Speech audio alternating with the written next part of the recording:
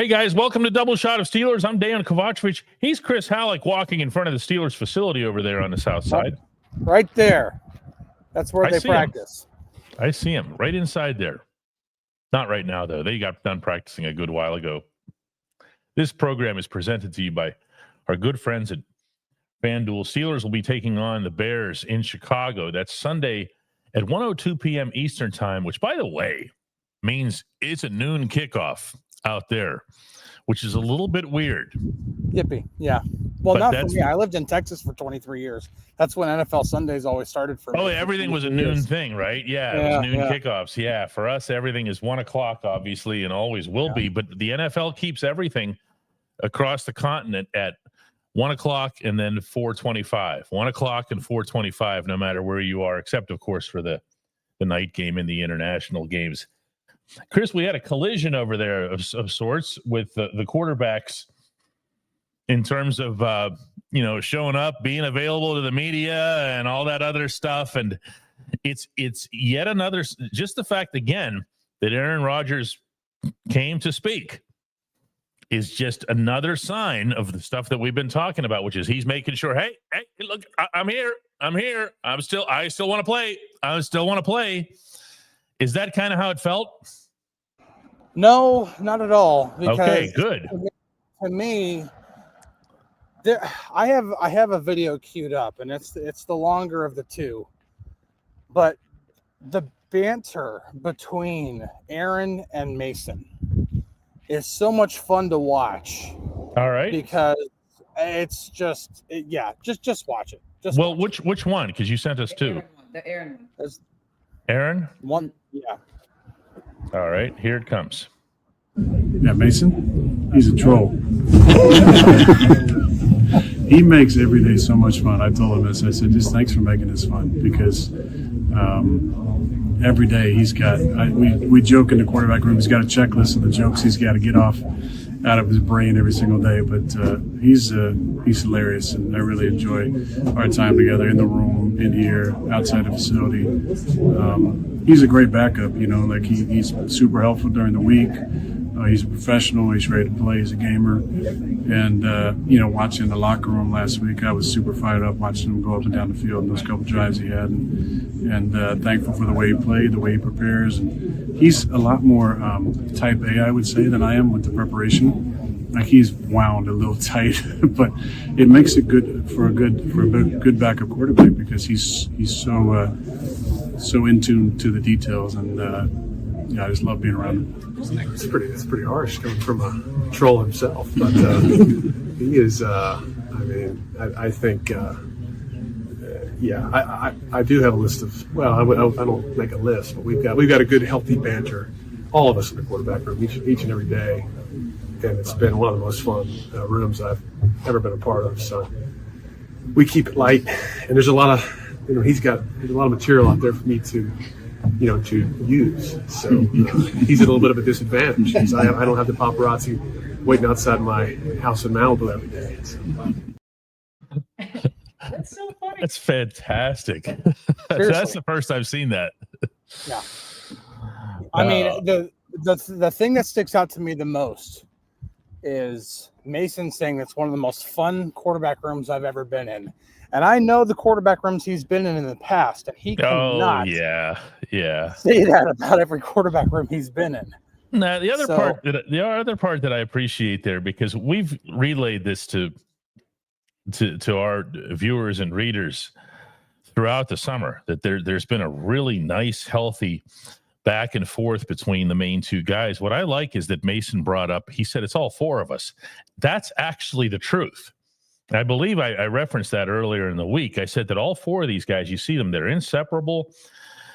It's, between, and of course, I'm including here Will Howard and Skylar Thompson. And that goes back to the beginning. They move in a pack. And that's so, for those of us who covered almost 20 years of Ben, this is a very different world to see the quarterbacks support each other the way they do. I also liked hearing Aaron say, presumably unsolicited, that he he was watching from the locker room. They were trying to take care of his wrist, and he was pumped watching watching Mason do what he had to do to beat the Bengals. That's a good, healthy situation. I don't think there's a negative spin to be had on that.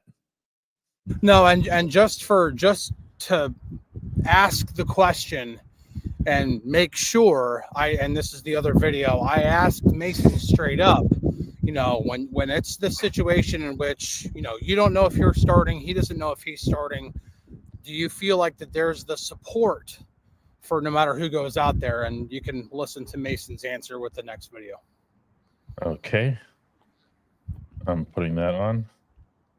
Mason video. Here it is. When there's a situation like this where, he doesn't know if he's going to play, you don't know if you're going to play, do you feel that there's the overwhelming support of each other no matter what happens on Sunday?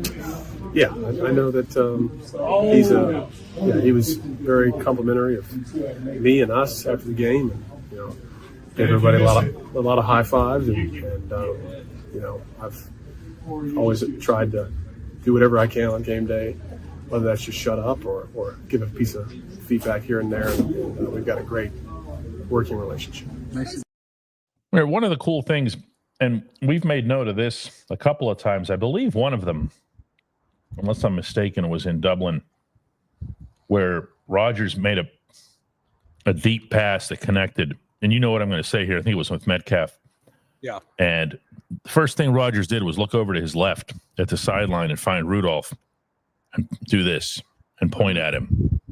Maybe something, I've never asked, but maybe something was said. Maybe some advice was offered. Maybe some joke had been exchanged. Do you know what I mean? Like whatever it is, for you as the starting quarterback and Mr. Living Legend and 4-time MVP, and you hit this bomb downfield, the first guy you think of is Mason Rudolph on the sideline. That's pretty cool. Yeah, absolutely. And again, the reason why I think it's important to see this kind of stuff is there will be people that are trying to make this about Team Rodgers versus Team Rudolph, or the Steelers be better. And that's a completely different discussion. Will the Steelers be a better team on Sunday against the Bears with Rodgers at quarterback or with Rudolph at quarterback? And I don't want people to get lost in that and think that somehow that's also happening on the South Side, because it's not. This is going to be a situation in which whether Rodgers plays or Rudolph plays, that they're going to be in support of each other, and that's the way it should be. Now, that doesn't mean that Rodgers shouldn't try his damnedest to get on the field. If anything, that's what you want as a coach. You want your players to be like, yeah, I'm going to do everything I possibly can to get on the field. Remember, we commended Jalen Ramsey after the hamstring injury and coming back from the bye week, and him coming back and playing, didn't miss a game. We commended and we praised Jalen Ramsey for all the work that he did to come back from that and to play. But when Rodgers is doing it, now all of a sudden, because he's not been playing well the past couple of weeks, we're going to start picking that apart and trying to, that's what you should want your players to do.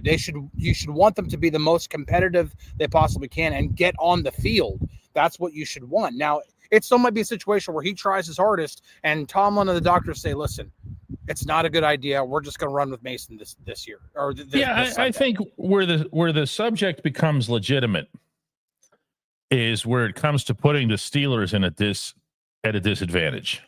That's what, let's keep this really ice cold.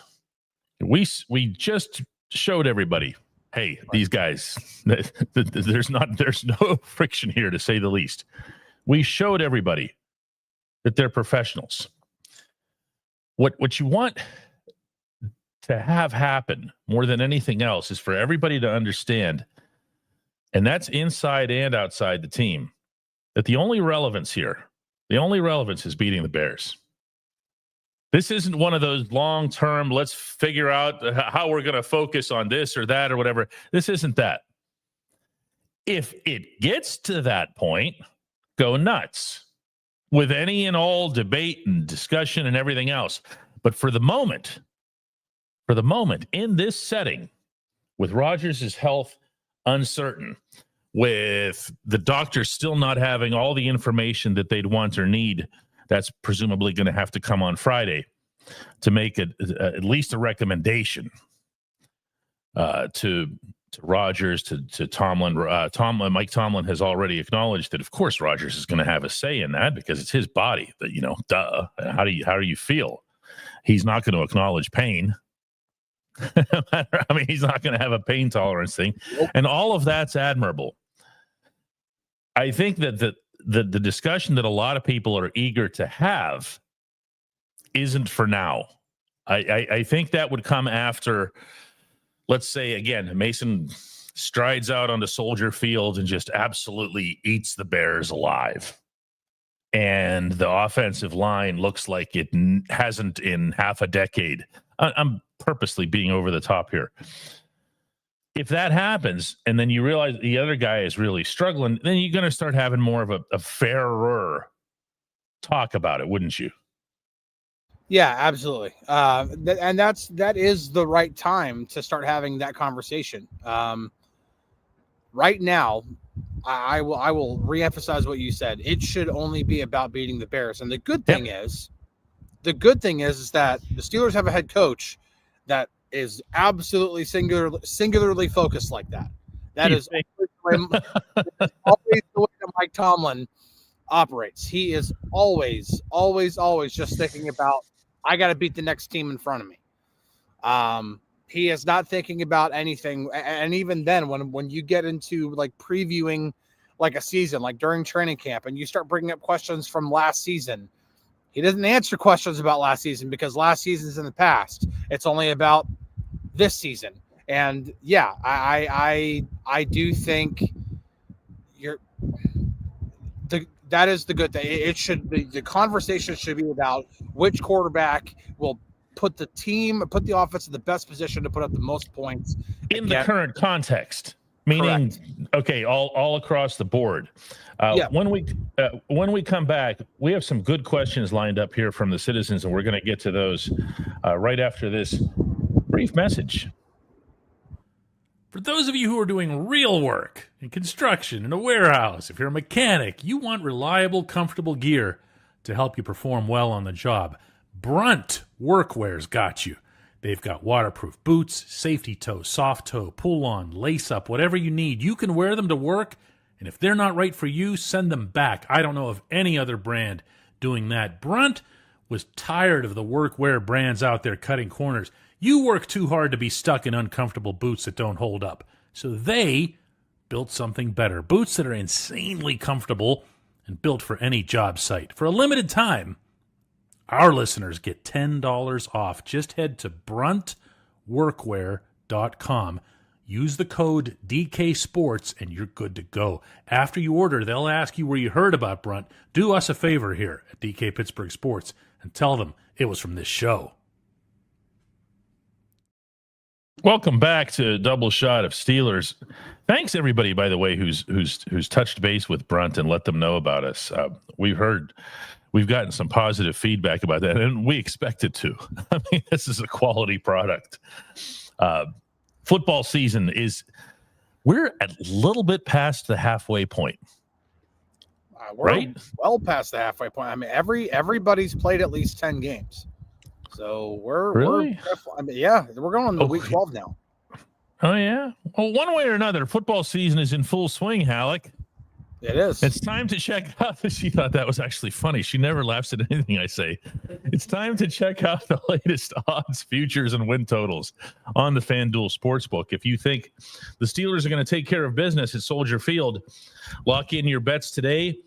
Whatever your game, the FanDuel Sportsbook delivers the latest lines, futures, and specials so that you can join in on all the action. What's a future, Chris? What is that?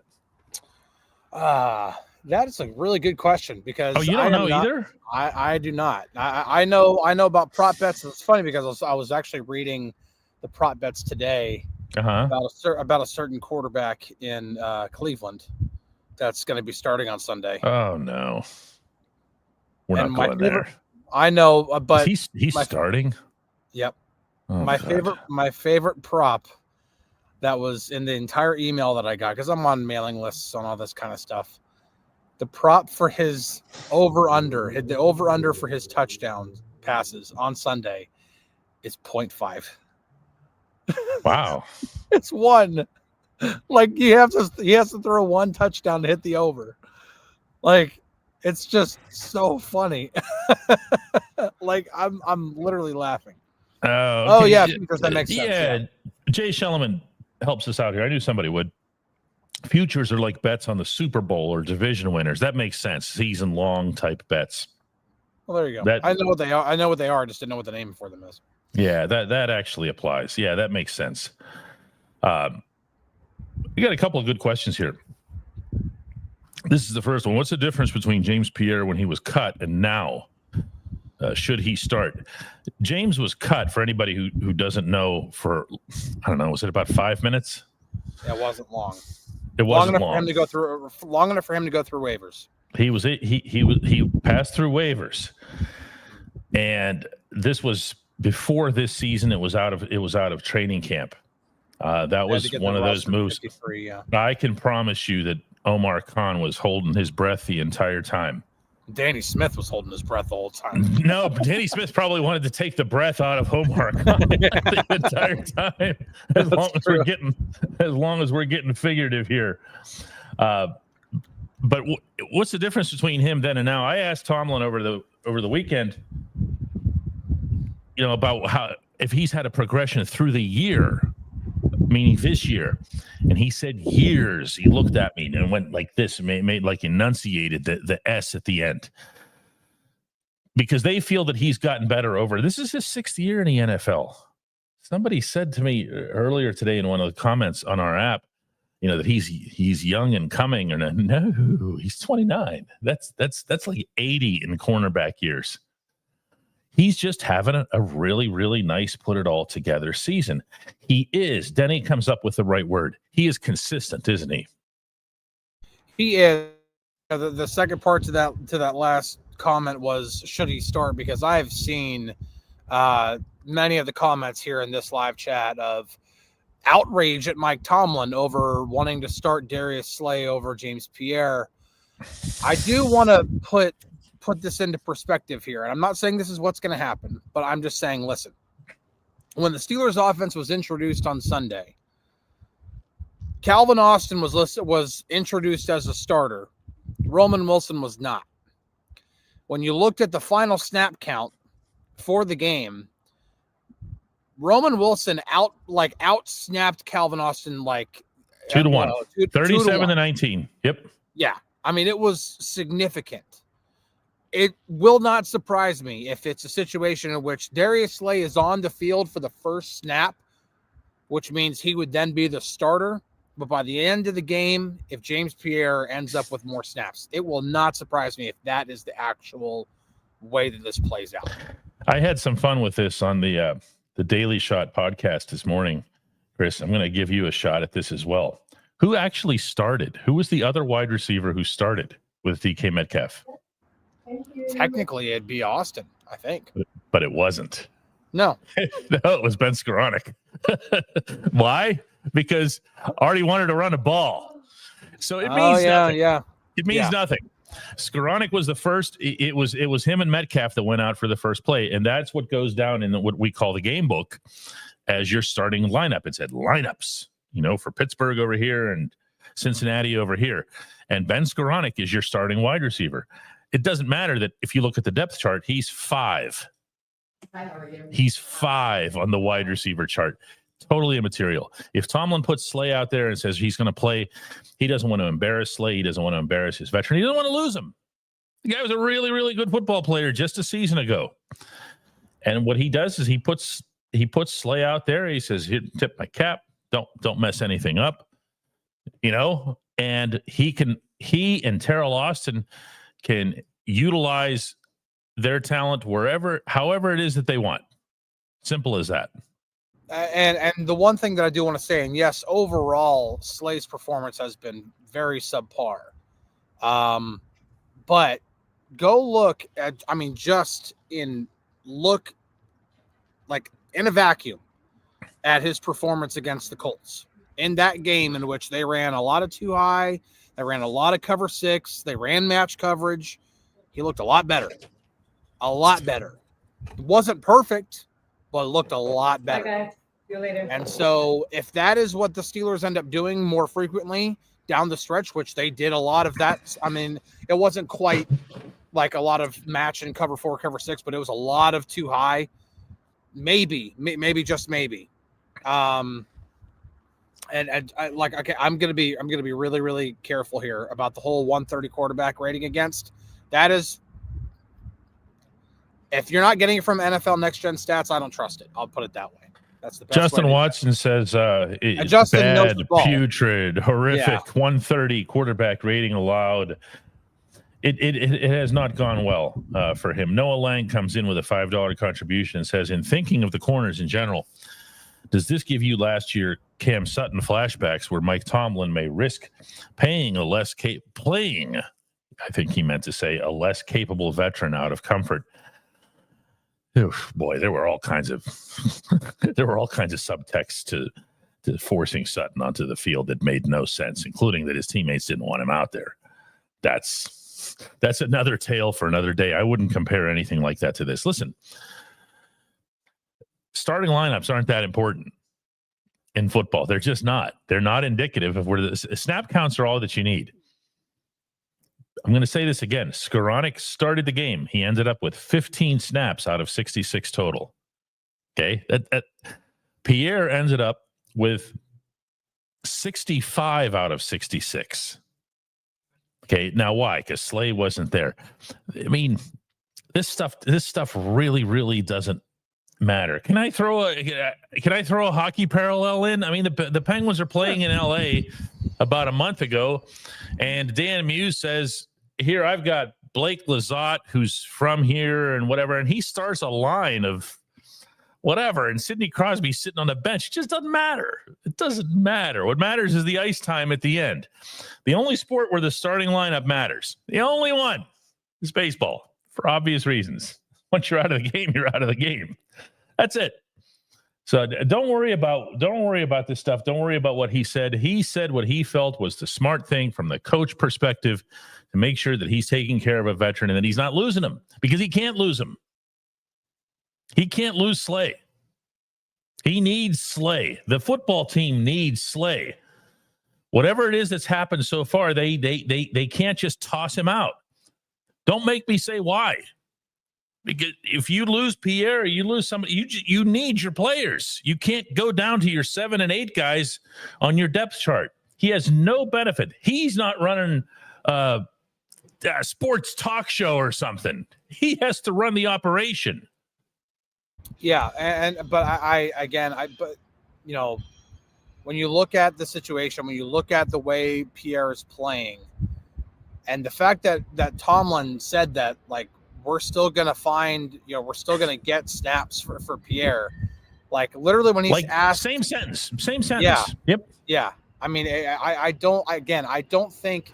think we are so close to so quick to react from what the coach says in the press. Like, if you think that he's going to give everything that he's planning to do against an opponent in that press conference room, then you aren't learning anything, because he won't do that, and he refuses to do that. I mean, the way the defense has been shifting from one to, I mean, it was against the Colts, it was a bunch of too high. Then against the Chargers, they went back to a whole bunch of single high. And then this past week against the Bengals, it was even more too high than it was against the Colts. Like, it's just going back and forth, and they're changing it up constantly. Like, Are they saying that in the press conference room when Mike Tomlin addresses reporters, when Tara Lawson addresses reporters? They're not going in there saying, yeah, we're going to change it up every week. You know, no, they're not going to tell you what they're going to do. And they should. I like this from Brent Haynes, because I now feel like there's a second person joining me here when it comes to applauding the way the defensive front handled this game. It was an unusual situation. They did not have their standard numbers out there. And it worked against Chase Brown. They were able to hold down the Cincinnati running game. Now, the running game, we're going to be getting more into the Bears later in the week, but the Bears can run. The Bears can make things happen on the ground. They can do it with their quarterback. They can do it with multiple weapons. I don't know if they're going to be able to pull that same scheme off again, Chris, is what I'm saying. You might, or maybe you can, and maybe you just say, listen, we're going to go with more OLBs. We're going to go with we're going to rotate the ILBs, but the OLBs in particular, you get those guys onto the field and you task them with stopping the run. That means, as Mike Tomlin emphasized the other day, TJ Watt, Alex Highsmith, Nick Herbig, who's now by some metrics, yeesh, but he is. He's, your best guy. They had Jack Sawyer out there a lot. Can that work against a team like Chicago, Chris?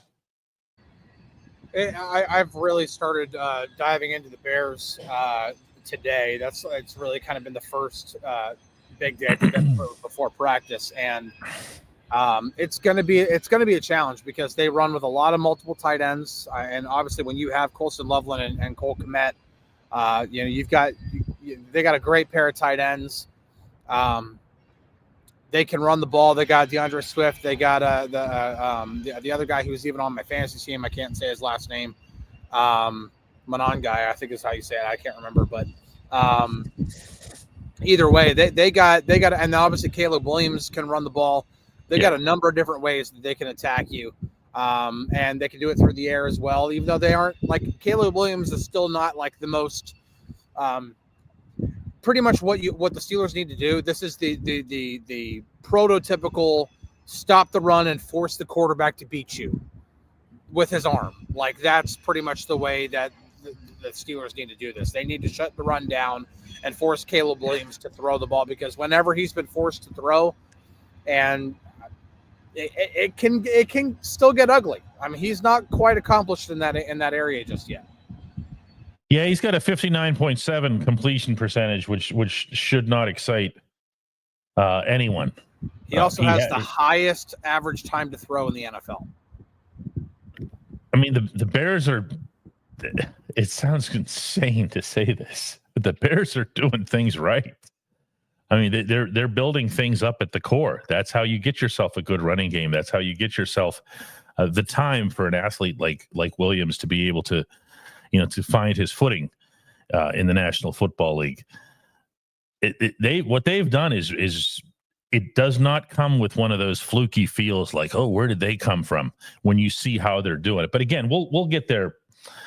We'll get there later in the week. I think that what's interesting for me is whether the Steelers can just keep progressing with how they make adjustments. It almost seems like, when you look at the times that they've made the significant adjustments this year, Chris, it's been only when they've had their backs completely against the wall. You know what I'm saying? Where there's just a panic game and everybody's got, oh no, we're the worst defense you've ever seen. And then they come back next week and take out a Minnesota or take out an Indianapolis. Yeah, this is a time in which, and Tomlin stressed it in his press conference yesterday. He stressed the need to. He didn't say stack wins, but that's pretty much what he was saying. It's talking about the performances. This is whenever, guys, when teams prove themselves, start really proving themselves to be, the cream of the crop. That's not quite where the Steelers have been yet. Obviously, they're 6-4. But the Bears are 7-3, but their 7-3 can also be a little misleading. They've had some games in which they probably should have lost. I mean, they nearly blew last week against the Vikings, nearly blew a 16-3 lead. They were trailing for the vast majority of the time against the Giants. It wasn't until the very end that they came back and won. They nearly blew a 41-27 lead against the Bengals. And it was only because the Bengals don't know how to cover Colson Loveland in the middle of the field, despite having four guys there. That the Bears came, that was that play we keep mentioning, that where Loveland just catches it in between four Bengals and runs down, scores a touchdown. So this is not the 1985 Bears that are going to be taking the field on Sunday. I'll put it that way. No, No, nobody's calling them the monsters of anything. Richard has a pretty good point here that I think is worth probably more discussion than we've given it. And that is that he says, I would say that since we have Batman and Robin as our safeties, things have settled down. I'm not sure who Robin would be in that one. I'm not sure if that one works. Well, probably Duggar. If you're making Batman and Robin as the two safeties, Jalen Ramsey, Batman. When I'm hearing Tomlin talk about Duggar, I'm getting less Batman and Robin and more Superman out of this group stuff. Yeah, but it's really interesting that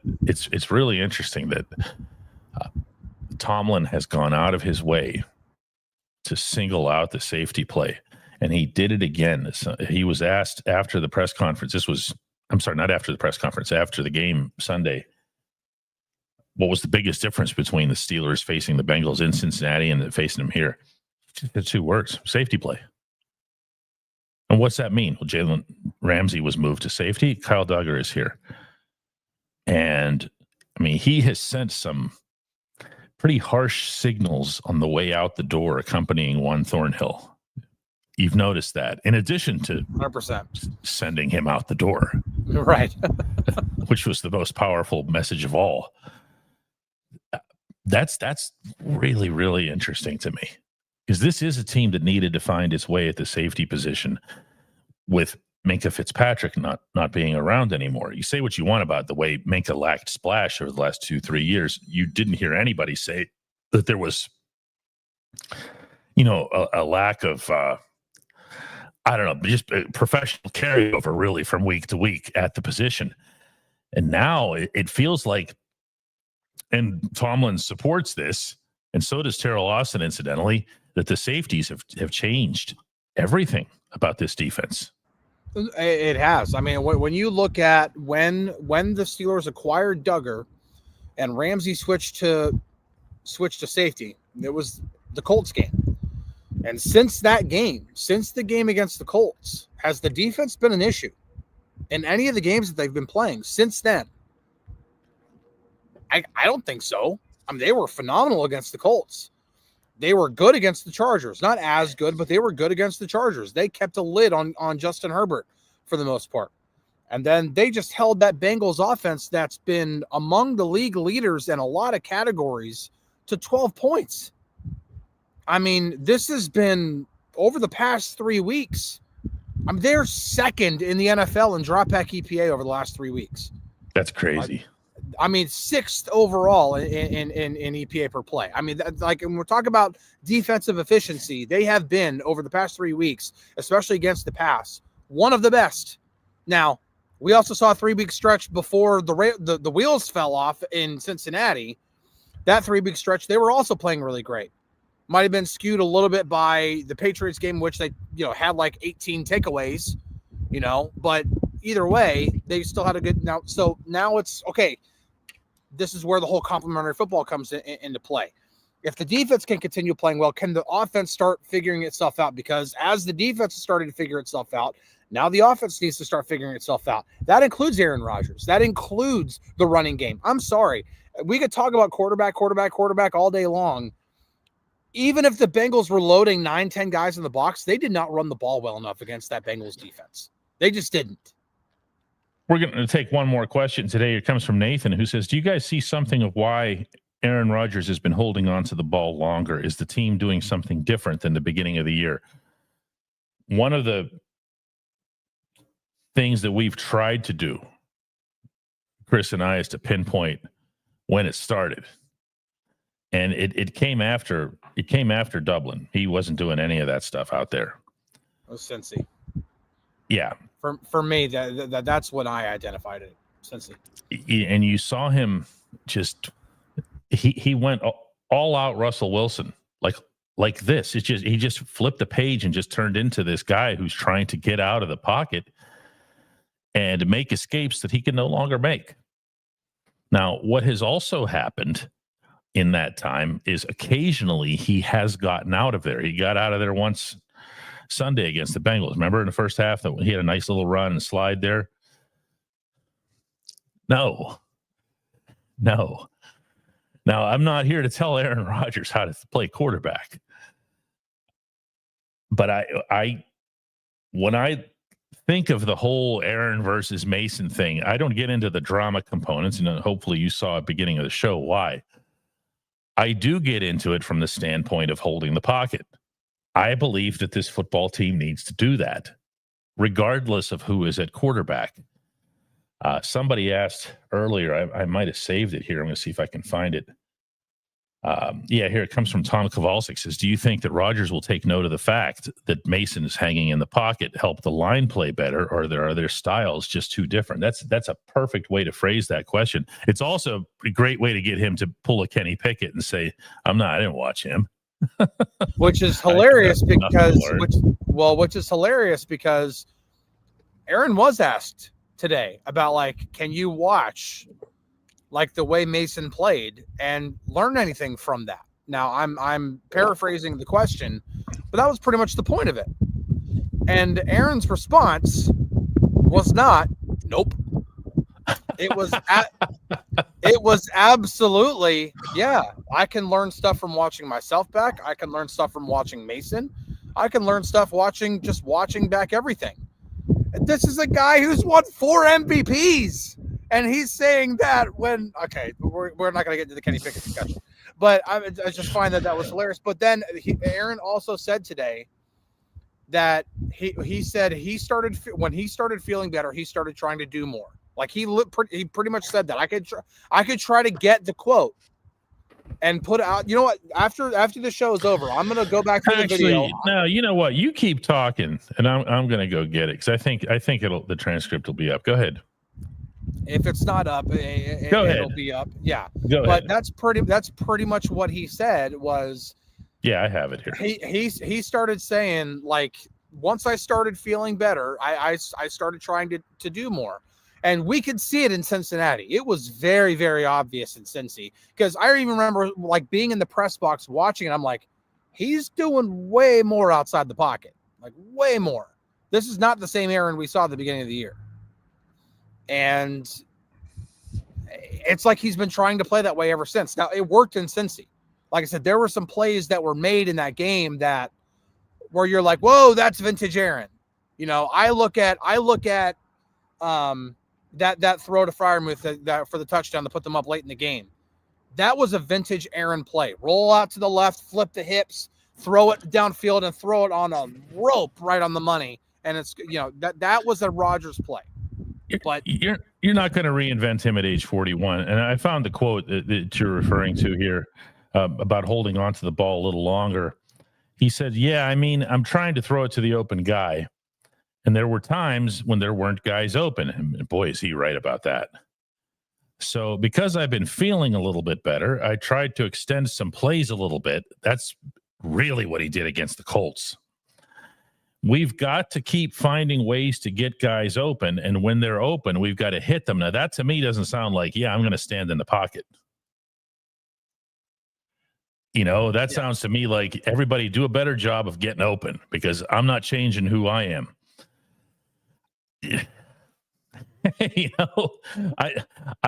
I reserve my right to point out repeatedly, if needed, that there's a fit component here, a fit component to this discussion.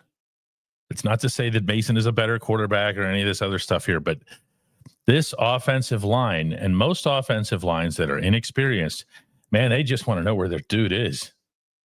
And they don't want to have to keep doing this to do it. So this subject is going to remain a real thing here. I really believe that here. Well, the one thing that the wrist injury could possibly do, well, actually, it's that one thing. It could go one of two ways. It could either force him to be like, listen, I've been trying to extend, and I'm actually putting myself in more dangerous situations. So maybe I just need to stand still a little bit more often. Or he's going to get even more gun shy, and it compounds the issue. Yes. It could go one of two ways. And you would hope that it goes the former. Let's call some plays in which literally it's quick progressions, half field reads, whatever, until we start getting into more of a rhythm on offense. Our friend Justin, he he blows us away here because this is what the actual problem is. It says it doesn't even look like he's going through his progressions when he's in the pocket. He's not. He's not. It's first read and leave. It's first read and yikes. Yeah. And that is the difference. That's why people are saying, well, why were the receivers open for Mason? Mason stood in there and gave them a chance to get a little bit open. Okay. He stood in there long enough to be able to take a second or third look. Not Roman Wilson, the pass to Metcalf that ended up getting called back, the deep ball. Yeah. That was his second look. Doesn't mean it was his second choice, but it was his second look on the field. Why? He was standing there. He was holding it. He's looking. Then he goes, oh, there's that guy. That's not happening with Rodgers right now. And I think that's the part that people are missing right now. It's not Mason versus Aaron. It's Mason versus this Aaron. Whether that means he's, to take it to an extreme, whether he's washed up or whether he's just in a little bit of a panicky slump or something like that. I don't know, because he was not doing this in the first month of the season, Chris. He wasn't. So this is why I kind of get amused by the overall reaction that we see from the fan base, because during the first month of the season, the overwhelming majority of fans, you still had some that were bitter and didn't want to admit that he was playing well, but the overwhelming majority was, man, I am eating my words on Aaron Rodgers. He has been everything that I did not expect him to be. He's been way better than everything. Oh my gosh, it's amazing. Yeah, it's amazing. And now it's been a couple of really poor games in which he's had some very, very alarming trends going on. And now all of a sudden we're like, oh, I knew this was going to be a mistake. I knew it. And it's just, there's no extreme from one to the other. I mean, I agree. But that he's the one whose performance has dipped. This isn't something that people are fantasizing. It's quantified. It's right there for everyone to witness for themselves. I just, ideally, the best thing that can happen, for the Steelers as a whole, is to have Rodgers healthy and playing and reading the field and doing the things that he was doing earlier in the season. We actually will end the show with this question from Jonathan Sokol, which is, who would you guys rather see? And I'm going to presume he means in Chicago, because I'm going to do that on purpose, because I don't know, what's the point in getting past that? Who would you rather see in Chicago? I think the choice is clear under the circumstances. Don't come wagging the Mason finger at me here. Under the circumstances, you've got a guy who's nowhere near 100%, who's risking further injury, who's risking the remainder of your season and your depth and all that other stuff by going out there and playing, when you have somebody who's capable and who's right here. I mean, I don't think this is a particularly difficult decision. No, I don't either. And again, I'm not going to sit here and criticize Aaron Rodgers for doing everything he possibly can, and even pounding the table, probably with his right hand, not the left one, but pounding the table, to figuratively speaking, to want to play on Sunday. That's what you should, like I said at the beginning of the show, that is what you should want your players to do. That being said, I do think that with all the hurdles that are in the way, with the potential of, even if he's wearing a brace, of making the injury worse, just ride with Mason this week. Let's see how things go. I think that if you truly have enough trust in Mason to be a quality backup, which everything that has been said by Mike Tomlin, by Arthur Smith, by Aaron Rodgers himself, which you heard on this show earlier, earlier in the show, that you put him out there. Yes, it's a quality opponent. Yes, it's on the road. But if you have the trust that he can go out there and perform, do that, see how things go. If he stinks it up, or if he gets injured, then you reevaluate. But also, if Mason goes out there and he absolutely balls out, maybe you begin to have those conversations like, maybe Mason should be the guy. I don't know. But I think like right now, we don't need to be thinking about who's going to be the quarterback against the Bills or against the Ravens or against, whoever. It's about beating the Bears this week. And I do believe right now, as we sit on Wednesday, that Mason should be the quarterback on Sunday at Soldier Field. Regrettably, we have to inform everybody that David Hart has been permanently banned from live commenting on this program by asking, what do you call a fake noodle? An impasta. Well, I thought it would be antipasto because that would be fun. Antipasta, she wishes had been the thing. That's what you call a villainous noodle. A diabolical noodle. Okay. One way or another, been great having you here, Dave. I accept it, Dave. She can't save you from this. The ban button, you've just been like ejected like to the moon for that one, especially since it came out of nowhere. That's the best part about it. Totally uncalled for. That is his way of saying the show needs to end. Reprehensible contribution to this program that brought the whole thing down. Jonathan's trying to encourage this maniacal behavior, and it won't be accepted. Guys, go get the app. Go do that. Or else we'll sick David Haar on you with more jokes. This show just got very funny. The show just got very funny, says the funny judge over there. She's going to be one of those, like, she made me watch like 10 minutes of Dancing with the Stars last night. I didn't make you watch. You wouldn't leave the room. That got me to leave the room. It took 10 minutes. But it did, and they're doing like these Prince songs. Only they weren't even playing the original songs. It's a dance show. Why are you judging the music? And they're saying we're in tribute to Prince, to the great Prince, and then they play somebody trying to sound like Prince. It was so bad.